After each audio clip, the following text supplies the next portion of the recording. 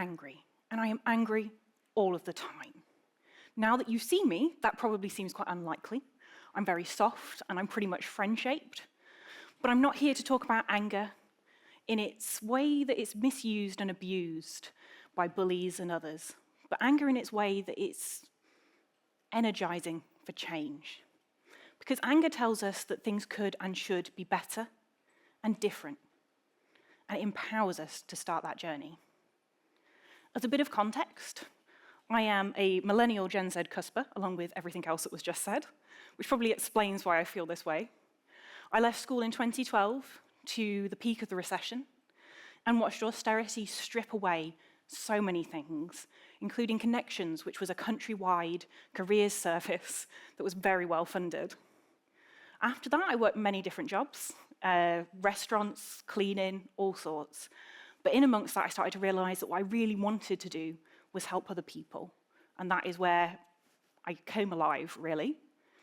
So I started to go down that route, and I eventually came to work for the network, where I was able to give young people what I wish I'd been given.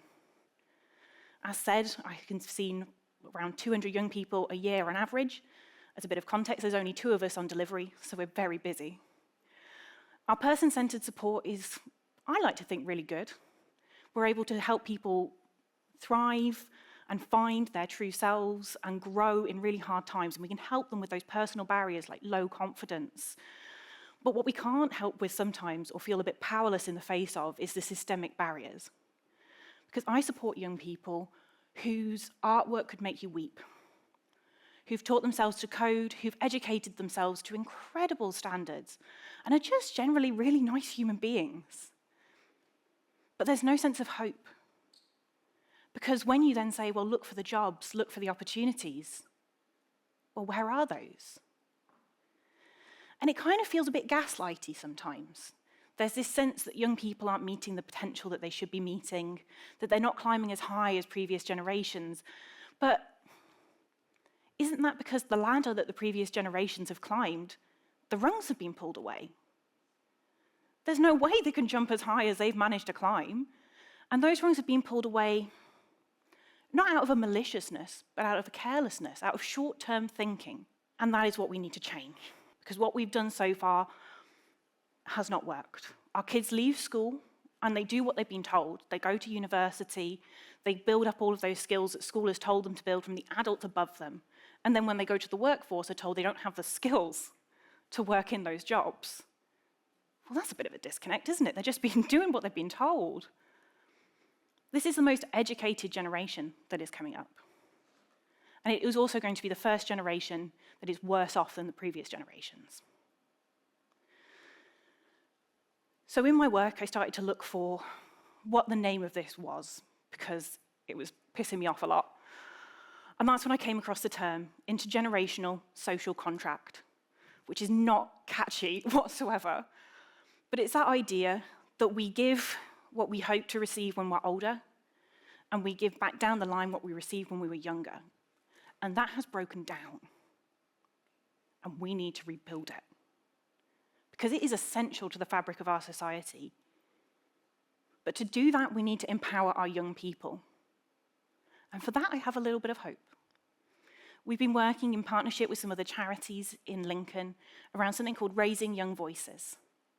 And it has filled me with so much joy. Because the young people and the way they have responded to it, and the ideas and the thoughts and the passion, like, you've got to get on this because it's brilliant. We're helping them to build up their voices and get into rooms that otherwise they wouldn't get into, because they have the ideas to help make things better. So that leads to that next bit of change. So we're doing it in Lincoln. Lincoln's pretty small, but I don't see why it can't be happening everywhere. That we find that way to rebuild those rungs, give young people opportunities and get them heard. And stop making decisions short term and start thinking longer term. Because quite often when you talk to older generations, the emotion that I get is pity when we do start to talk about it. Oh, it's really hard for young people these days. And we don't want your pity.